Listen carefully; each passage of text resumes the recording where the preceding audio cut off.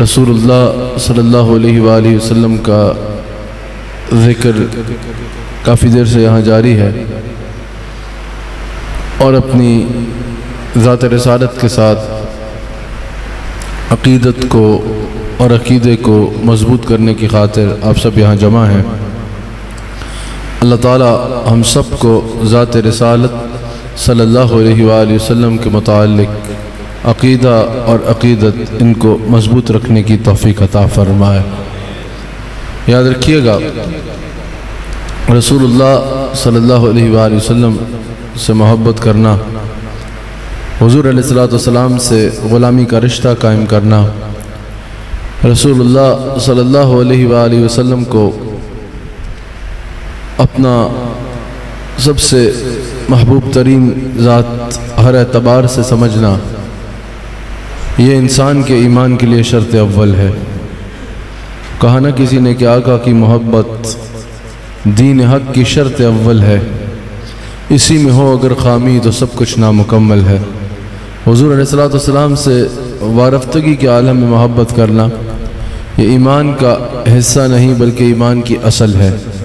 अगर हुज़ूर अलैहिस्सलातु वस्सलाम से ताल्लुक़ और मोहब्बत होगा तब ही इंसान साहिब ईमान हो सकता है। अगर हुज़ूर अलैहिस्सलातु वस्सलाम से मोहब्बत का और ग़ुलामी का रिश्ता कायम न कर सका तो वो साहिब ईमान हो ही नहीं सकता। लेकिन इस मोहब्बत की डेफिनेशन क्या है, इसकी तारीफ़ क्या है?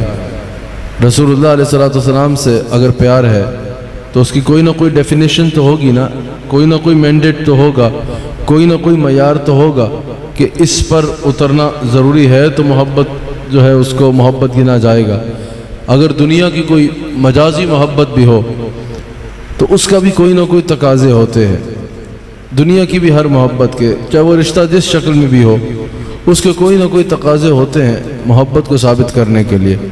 अगर इंसान उन तकाज़ों पे पूरा उतरे तो आशिक गिना जाता है, मुहिब गिना जाता है, महबूब गिना जाता है। लेकिन अगर इंसान उन तकाज़ों पे पूरा न उतर सके तो उसका दावा एक खाली अल्फाज का तसन्नो, लफ्ज़ी तसन्नो ज़रूर गिना जाएगा लेकिन मोहब्बत नहीं गिनी जाएगी। अगर आप इसको अपने किसी भी रिश्ते में सोच लीजिए तो आपको ये बात जहन में क्लियर हो जाएगी कि हर मोहब्बत के कोई ना कोई तकाज़े होते हैं। अगर वो तकाज़े मौजूद हों तो मोहब्बत गिनी जाती है, वरना वो फ़कत एक रियाकारी या एक लफ्ज़ी तसन्नो गिना जाता है। इसी तरह रसूलुल्लाह सल्लल्लाहु अलैहि वसल्लम की मोहब्बत के भी कुछ बड़े अहम तरीन तकाज़े हैं। जो होंगे तो इंसान आशिक रसूल गिना जाएगा, जो नहीं होंगे तो एक अल्फाज का तसन्नो कहा जाएगा या एक जज्बाती बातें की जाएंगी या जज्बाती नारे, वो सब कुछ तो ज़रूर कहलाएगा लेकिन इंसान की मोहब्बत जो है वो उस अंदाज में इश्क रसूल कहलाने के लायक नहीं होगी जब तक उस मयार पर और उस तकाज़ों पर पूरा नहीं उतरता। सबसे पहला तकाज़ा रसूलुल्लाह अलैहिस्सलातु वस्सलाम की ताज़ीम करना है, हुज़ूर अलैहिस्सलातु वस्सलाम का अदब करना है। ज़ात रिसालत सल्लल्लाहु अलैहि वसल्लम का अदब करना ये रसूलुल्लाह अलैहिस्सलातु वस्सलाम से मोहब्बत इश्क रसूल का अहम तरीन तकाज़ा है कि हर एतबार से इंसान रसूलुल्लाह अलैहिस्सलातु वस्सलाम का अदब करे। ये आदाब तो बार बार अल्लाह करीम खुद सिखाता है। कहीं हुज़ूर अलैहिस्सलातु वस्सलाम की बारगाह में आवाज़ नीचे रखने का हुक्म, कहीं अल्लाह और उसके रसूल से कदम आगे न बढ़ाने का हुक्म, कहीं हुज़ूर अलैहिस्सलातु वस्सलाम को ऐसे न पुकारने का हुक्म जैसे एक दूसरे को पुकारते हो। और यहाँ पर मुफस्सिरीन ने कहा हुज़ूर अलैहिस्सलातु वस्सलाम को अगर कोई इस तरह पुकारेगा जिस तरह एक दूसरे को पुकारा जाता है, बेअदबी के उस अंदाज में पुकारेगा तो ये कुरान की नस से हराम कर दिया गया है। कुरान की नस से हराम कर दिया गया है हुज़ूर अलैहिस्सलातु वस्सलाम को ऐसे पुकारना जैसे एक दूसरे को पुकारा जाता है। अब इसकी डेफिनेशन आप सबके सामने है। वो एक दूसरे को जैसे पुकारा जाता है, जिस अंदाज में पुकारा जाता है, उस अंदाज में रसूलुल्लाह अलैहिस्सलातु वस्सलाम को मुफस्सिरीन ने कहा कुरान की नस से पुकारना हराम कर दिया गया। हुज़ूर अलैहिस्सलातु वस्सलाम को जब भी पुकारा जाएगा निहायत एहतमाम और एहतराम से पुकारा जाएगा। अब अल्लाह ताला ने हुज़ूर अलैहिस्सलातु वस्सलाम को कहीं कुरान करीम में या मोहम्मद सल्लल्लाहु अलैहि वसल्लम कह के नहीं बुलाया, हालांकि बुला सकता था, वो इस पर कादिर है, उस पर तो लाजिम नहीं है ताज़ीम करना। वो तो रसूलुल्लाह अलैहिस्सलातु वस्सलाम का रब है, वो तो रसूलुल्लाह अलैहिस्सलाम का खालिक है, वो तो हुजूर अलैहिस्सलाम को सब कुछ देने वाला है, वो माबूद है, हुजूर अब्द हैं, उसको सजदा करने वाले हैं। जो कुछ पाया हुजूर अलैहिस्सलाम को, जो कुछ मिला वो अल्लाह ताला की जनाब से मिला, उस पर तो लाजिम नहीं है। लेकिन अल्लाह ने हुजूर को कभी या अय्युहन नबी कह के बुलाया, कभी या अय्युहर रसूल कह के बुलाया, कभी या अय्युहल मुज़म्मिल कहा, कभी या अय्युहल मुदस्सिर कहा। फिर किस किस अंदाज में हुजूर अलैहिस्सलाम की शानों को कुरान करीम में बयान करता चला गया।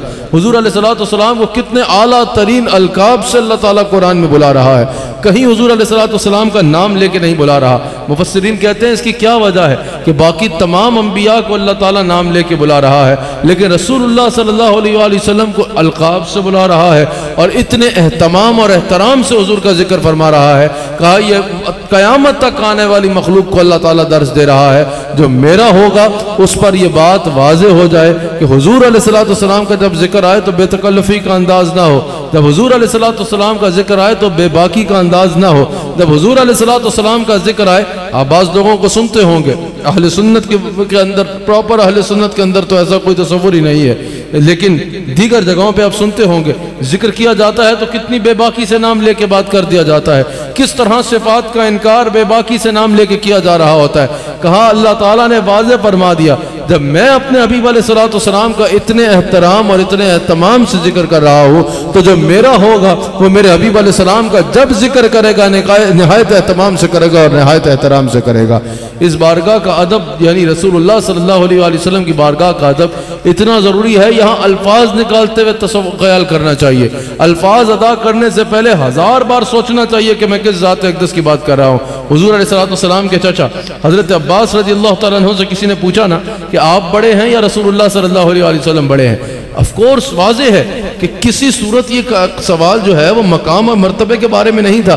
किसी उम्मती से ये पूछा जा सकता है कि तुम बड़े हो या तुम्हारे नबी बड़े हैं। अंडरस्टूड है कि नबी अलैहिस्सलाम हर एतबार से बड़े हैं, सवाल उम्र के मुताल्लिक था। लेकिन हज़रत अब्बास की एहतियात देखें, हज़रत अब्बास कहते हैं बड़े रसूलुल्लाह हैं, दुनिया में पहले मैं आ गया था, दुनिया में वजूद पहले मेरा आ गया था, बड़े सबसे रसूलुल्लाह सल्लल्लाहु अलैहि वसल्लम है।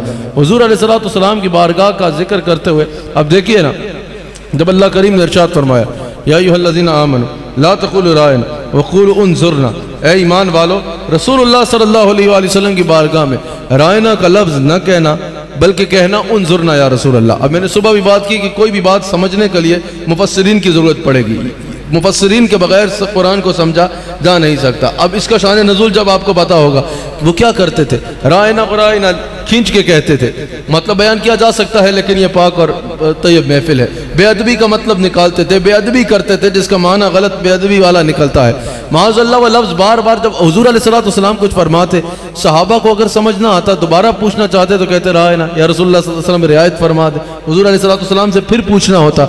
वो जो मुनाफिक बैठे होते हैं या जो जासूस बैठे होते वो इसको खींच के कहते और बेअदबी का माना निकालते और बार बार ये लफ्ज़ उसको खींच के कहा करते जिसका माना बेअदबी का निकलता है। बारगाह रिसालत का अदब कितना हसास मसला है, यहाँ से अंदाज़ा लगाइए। अल्लाह करीम ने खुद इरशाद फरमाया, कुरान नाज़िल फरमाया या अय्युहल्लज़ीना आमनू ला तक़ूलू राइना। अब यहाँ पर मुफस्सिरीन ने कहा अल्लाह ताला गलत लोगों को गलत लफ्ज़ से मना नहीं कर रहा, सही लोगों को सही लफ्ज़ से मना कर रहा है। ईमान वालों की सहाबा का तो माज़ अल्लाह सोचा भी नहीं जा सकता कि ये तो बात है ही नहीं कहने वाली कि उनकी कोई नियत वो सहाबा जितना हुजूर अलैहिस्सलाम का अदब करते थे इतना तो कोई और कर ही नहीं सकता। उर्वा बिन मसूद ने सहाबा का अदब देख के ही बुखारी में मौजूद है ना, जो कुफार मक्का का सफ़ीर बन के आया था वो वापस जाके बाद में इन्होंने इस्लाम कबूल किया, वापस जाके कहता है सुन लो रसूलुल्लाह सल्लल्लाहु अलैहि वसल्लम का और उनके गुलामों का मुकाबला तुम नहीं कर सकते, क्योंकि जिस तरह उनके गुलाम उनका अदब करते हैं और जिस तरह उनके गुलाम उनसे मोहब्बत करते हैं, मैंने दुनिया में मोहब्बत और अदब की ऐसी मिसाल कोई देखी ही नहीं है। सहाबा जैसा हुजूर अलैहिस्सलाम का एहतराम करते थे और अदब करते थे उसकी तो कोई मिसाल ही नहीं है। तो ये गलत लफ्ज़ कौन इस्तेमाल कर रहा है? मुनाफिकीन इस्तेमाल कर रहे हैं, उनके जासूस इस्तेमाल कर रहे हैं, लेकिन अल्लाह ताला सही लोगों को मुखातब फरमा रहा है या अय्युहल्लज़ीना आमनू, ए ईमान वालो, और फिर सही लफ्ज़ से मना फरमा रहा है, गलत लफ्ज़ से मना नहीं फरमा रहा। ला तक़ूलू राइना, मेरे हबीब अलैहिस्सलाम की बारगाह में रायना न कहना, और फिर अदब भी सिखा रहा है। अगर कोई मसला हो कुछ पूछना हो रायना न कहना, वक़ूलू उन्ज़ुरना, कहना उन्ज़ुरना या रसूलल्लाह सल्लल्लाहु अलैहि वसल्लम, या रसूलल्लाह नज़र करम फरमाएं। अब यहाँ पर सवाल यह है कि अल्लाह ताला सही लोगों को सही लफ्ज़ से मना फरमा रहा है। जहन ये में आ सकता है ना कि गलत लोगों को गलत लफ्ज़ से मना नहीं किया जा रहा। मुफस्सिरीन ने कहा इधर अल्लाह ताला बारगाह रसूल सल्लल्लाहु अलैहि वसल्लम के अदब की इंपॉर्टेंस बता रहा है। कहा जिस लफ्ज़ के मतलब भी दो निकल रहे हो रसूलुल्लाह सल्लल्लाहु अलैहि वसल्लम की बारगाह में लफ्ज़ अदा ना किया जाए। जिसमें बेअदबी का शायबा भी आ रहा हो, जिससे कोई गलत नाजायज़ फ़ायदा भी उठा रहा हो, राय ना तो सीधा लफ्ज़ है, इसमें तो बेअदबी का कोई पहलू नहीं है। अगर उस अंदाज में लोग जिस तरह वो ले रहे हैं वो बेअदबी का लफ्ज़ है। लेकिन अल्लाह ताला फरमा रहा है कि जिससे बेअदबी की इम्कान भी पैदा हो रहा हो कि कोई नाजायज़ फ़ायदा उठा सकता है या किसी के जहन में नाजायज़ फ़ायदा उठाने का तरीका आ सकता है, वो लफ्ज़ भी हुज़ूर अलैहिस्सलाम की बारगाह में ना कहा जाए। ये इतना अदब का मकाम है और इतना अदब है इस बारगाह का। और कहा अगर यहाँ आवाज़ ऊंची कर दी या ऐसे बुला लिया जैसे एक दूसरे को बुलाते हो, अल्लाह अकबर, तुम्हारे सारे अमाल गर्क कर दूंगा। ये अल्फाज अंतहबता अमालुकुम अंतुम ला तशऊरून, तुम्हारा सत्यानाश हो जाएगा, तुम्हारे सारे अमाल गर्क हो जाएंगे और तुम्हें उसकी खबर भी नहीं होगी। बारगाह रिसालत सल्लल्लाहु अलैहि वसल्लम का अदब सबसे ज़रूरी है। पहला तकाजा यह है कि हुजूर सल्लल्लाहु अलैहि वसल्लम का इंसान अदब करे, हर एतबार से हुजूर का अदब करे, फिर हुजूर अलैहिस्सलाम की हर निस्बत का अदब करे, हुजूर अलैहिस्सलाम की हर निस्बत का हया करे। दूसरा, रसूलुल्लाह सल्लल्लाहु अलैहि वसल्लम की अताअत करे। अब यहाँ पर हुजूर अलैहिस्सलाम के अदब में हुजूर के अहले बैत का अदब भी मौजूद मुराद है, हुजूर के सहाबा का अदब भी मुराद है। अहले बैत से मुराद क्या है? हुजूर अलैहिस्सलाम की औलाद पाक भी अहले बैत में शामिल हैं, हुजूर अलैहिस्सलाम के अज़वाज मुतहरात भी अहले बैत में शामिल है। समझ आ गई? हुजूर अलैहिस्सलाम के वालिदैन का जिक्र करो या हुजूर के अज़वाज का जिक्र करो या हुजूर के औलाद का जिक्र करो, ये सब अहले बैत अतहार में शामिल हैं। अब इनमें से किसी भी की भी तौहीन करना, आप मुझे बताइए, अगर कोई आपके ज़ौजा का नाम लेके कोई गलत बात करता है तो क्या वो आपकी इज्जत पे हमला पहले होगा या ज़ौजा की इज्जत पे हमला पहले होगा? सबसे पहले वो आपकी इज्जत का मसला होगा।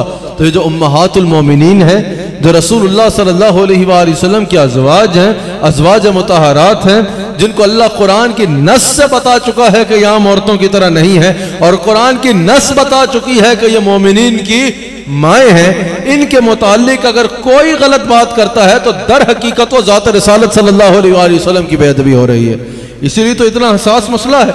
अगर हजरत मूसा अलैहिस्सलाम पर बात हुई तो एक पत्थर जवाब वाज़े कर रहा है बुखारी के मुताबिक। अगर हजरत यूसुफ अलैहिस्सलाम में तहमत लगी तो एक शाहिद जो है वह जवाब दे रहा है। अगर हजरत मरियम नबी नहीं है लेकिन नबी की माँ तो है ना, अगर उन पे बात हो रही है तो हजरत ईसा अलैहिस्सलाम गोद में जवाब दे रहे हैं। जिस पर बात हो रही है कभी पत्थर जवाब दे रहा है, कभी बच्चा जवाब दे रहा है, कभी शाहिद जवाब दे रहा है। लेकिन अगर उम्मुल मोमिनीन हजरत आयशा सिद्दीका सलामुल्लाह अलैहा पर बात होती है, वो उस शक फैलाया जा रहा है उस हार के गुमने की बात पर। अल्लाह अकबर, अल्लाह ताला चाहता ना तो पत्थर बोल पड़ते कि आयशा सिद्दीका तैयबा है, ताहिरा है। अल्लाह ताला चाहता तो आसमान से फरिश्ते उतर के गवाही देते कि आयशा सिद्दीका तैयबा है और ताहिरा है। अल्लाह ताला चाहता तो आसमान पे लिखा आ जाता कि आयशा सिद्दीका तैयबा है, ताहिरा है। लेकिन अल्लाह ने क्या फरमाया?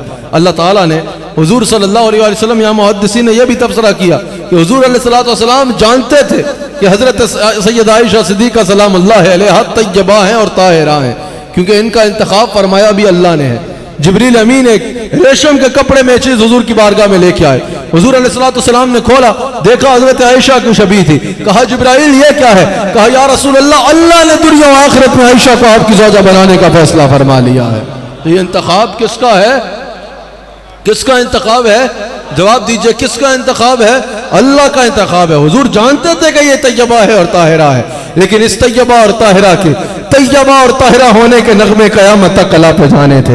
हुजूर अलैहिस्सलाम इसका इंतजार फरमा रहे हैं। हजरत मूसा पे बात हो रही है, पत्थर जवाब वाज़े कर रहा है। हजरत मूसा की बहुत बड़ी शान है। हजरत यूसुफ पे बात हो रही है तो एक शाहिद जवाब दे रहा है। हजरत मरियम सलाम अलैहा जिनका बहुत बुलंद मकाम है, उन पर बात हो रही है तो बहुत बड़ा मौजज़ा कि हजरत ईसा अलैहिस्सलाम गोद में जवाब दे रहे हैं। लेकिन जब मेरे नबी अलैहिस्सलाम की ज़ौजा उम्मुल मोमिनीन सिद्दीका बिन्त सिद्दीक आला हजरत कहते हैं महबूब खुदा हजरत आयशा सिद्दीका सलामुल्लाह अलैहा पर बात होती है तो कोई पत्थर नहीं जवाब देता, कोई शाहिद जवाब नहीं देता, कोई और जवाब नहीं, अल्लाह ताला कुरान करीम में उसका जवाब देता है।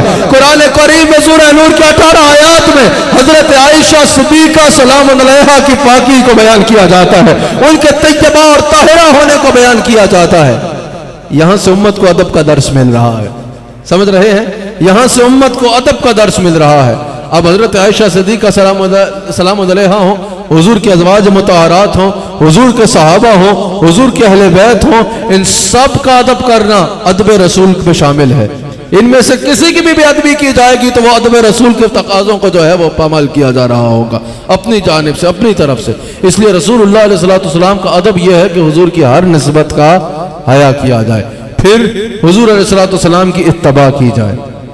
अब आप मुझे बताइए, कोई शख्स जो है वो किसी का बहुत एहतराम शो कर रहा है, उसके पैर भी दबा रहा है, उसके हाथ भी चूम रहा है, उसके पाँव भी चूम रहा है, और उसकी तारीफों पे तारीफें किए जा रहा है, तारीफों का पुल बांध रहा है, और उन तारीफों से उसकी खिदमत भी ठीक ठाक हो रही है, तारीफें उसकी कर रहा है, पैसे उसको मिल रहे हैं। समझ आई तारीफ करने वाले को? तो फिर तो एक और भी पहलू आ जाएगा ना कि ये तारीफ जो है वो वाक़यातन तारीफ है या तारीफ ज़रिया माश है। समझ आ रही है? अब ये भी एक क्वेश्चन मार्क आ जाएगा।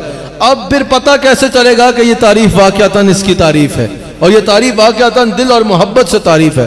खूब तारीफें कर रहा है, खूब पैर दबा रहा है, जूतियां में जो है वो चूम रहा है, कदम बोसी कर रहा है, लेकिन वो कहे कि ये करो और वो कहे नहीं, ये मैं तो ये नहीं करता। तो आप बताइए फिर ये सारा अमल जो है उसको अदब कहा जाएगा या तसन्नो कहा जाएगा? बात न मानने पर ये सारा अमल तसन्नो और रियाकारी कहलाएगा। कहा ये कैसा अदब है? पैर चूम रहा है लेकिन गल नहीं मान रहा, पैर चूम रहा है लेकिन बात मानने से इनकार कर रहा है। अब अगर कोई नाते भी पढ़े, झंडे भी लगाए, घर भी सजाए, नारे भी लगाए, आशिक रसूल होने का 100 बार दावा भी करे, लेकिन हुजूर की बात ही ना माने, क्या उसको बादब गुलाम कहा जाएगा? क्या उसको आशिक कहा जाएगा? क्या कहा जाएगा ये अदब करता है और ये इश्क करता है कि हुजूर अलैहिस्सलाम को तो मान रहा है लेकिन हुजूर अलैहिस्सलाम की नहीं मान रहा? तो फिर उसको आशिक नहीं कहा जाएगा, फिर उसे मोहब्बत करने वाला नहीं कहा जाएगा। अगर मोहब्बत कर रहा है और बात मानने की कोशिश तक नहीं कर रहा, कोशिश भी नहीं कर रहा कि मैं उस तरह जिंदगी गुजारूं जिस तरह रसूलुल्लाह सल्लल्लाहु अलैहि वसल्लम ने गुजारने को कहा, तो फिर उसका इश्क रसूल का दावा, एक जज्बाती नारा, एक लफ्जी तसन्नो, ये सब कुछ तो कहलाया जा सकता है, लेकिन हकीकत तब होगा जब हुजूर की सुन्नत और हुजूर की शरीयत को थाम लेगा। क्योंकि रसूलुल्लाह सल्लल्लाहु अलैहि वसल्लम खुद इरशाद फरमाते हैं, हुजूर अलैहिस्सलाम इरशाद फरमाते हैं कि जिसने मेरी सुन्नत से मोहब्बत की उसने मुझसे मोहब्बत की, और जिसने मेरी सुन्नत का इनकार कर दिया वो इनकार करने वालों में होगा, वो इनकार करने वालों में होगा। अब वजीफे सारे करने हैं, कोई मसला हो जाए, नमाज नहीं पढ़नी, बाकी कोई कहीं से पता चल जाए भाई फलां जगह पर हजरत तावीज़ देते हैं, वहां से काम हो जाएगा। मैं ये नहीं कह रहा कि तावीज़ में लेना गलत है, तावीज़ लेना गलत नहीं है, लेकिन अगर ये पता चल जाए कि भाई फलां रहीम यार खान में तावीज़ मिलता है, जेब में बूटी कौड़ी नहीं है, पैसे इकट्ठे करेंगे, सब कुछ करेंगे, वहां जाएंगे, मेहनत करेंगे, तावीज़ लेके आएंगे। मैंने फिर कहा मेरी गुफ्तगू का नाजायज़ फ़ायदा ना उठाया करें क्लिप काट के, मैं तावीज़ का मुनकर नहीं हुआ। हमारी अपनी खानकाह में जो असलाफ का तरीका है उस तरीक़े के मुताबिक दिया जाता है तावीज़, लेकिन उसके साथ कुछ लवाजमात भी बताई जाती है, बताया जाता है ये पहन लिया, नमाज नहीं पढ़ी तो ये कोई फ़ायदा नहीं देगा, वजीफे कर लिए, नमाज ही नहीं पढ़ी, फराइज़ वाली अमल नहीं किया तो वो कोई फायदा नहीं देगा। रहीम यार खान चले जाओगे तावीज़ लेने कि उसके जरिए मसला हल होगा, लेकिन घर में कुरान पढ़ा, कभी उसको शिफा के लिए खोला है? कभी मुसल्ला बिछा के अल्लाह से दुआ की है? फर्ज भी अदा नहीं करते और इन सब चीजों पर बात कर रहे हो, ये सब सानवी चीजें हैं। अव्वलन जरूरी है तो हुजूर ने करने को कहा, वो तो करो पहले। आपको समझ आ रही है या नहीं आ रही? पहले वो तो करो जो रसूलुल्लाह सल्लल्लाहु अलैहि वसल्लम ने करने को कहा। अब इन सारे अमाल को तो अगर कोई समझे कि ये बाइस बरकत है, लेकिन जो हुजूर ने बराह रास्त फरमाया करने को, हुक्मन फरमाया, उस पर अमल ना करे, वो गालिबन हजरत अब्दुल्लाह बिन रवाहा रदियल्लाहु ताला अन्हु, वो हुजूर अलैहिस्सलाम ने फरमाया कि लश्कर जा रहा है, लेके जाओ फलां जगह पर। जुम्मे का दिन था, हुजूर अलैहिस्सलाम के सहाबी गालिबन हजरत अब्दुल्लाह बिन रवाहा रदियल्लाहु ताला अन्हु, क्योंकि अभी अचानक जहन में लश्कर रवाना कर दिया, खुद हुजूर अलैहिस्सलाम जुम्मा पढ़ा रहे हैं और वो मस्जिद में दाखिल होते हैं।